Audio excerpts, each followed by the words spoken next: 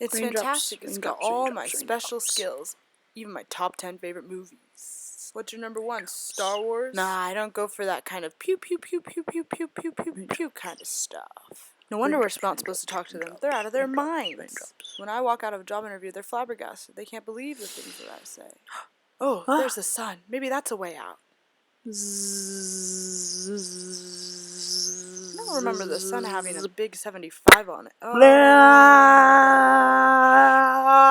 I'll tell you what. You know what? I predicted global warming. I could feel it getting hotter. First I thought it was wait, stop. Stand back. These are winter boots. Wait, don't kill him.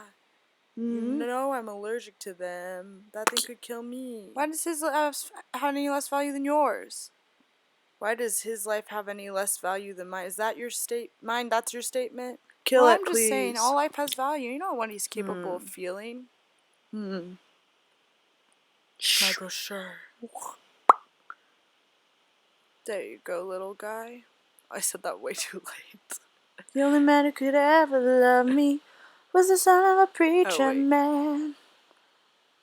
Making time to make time.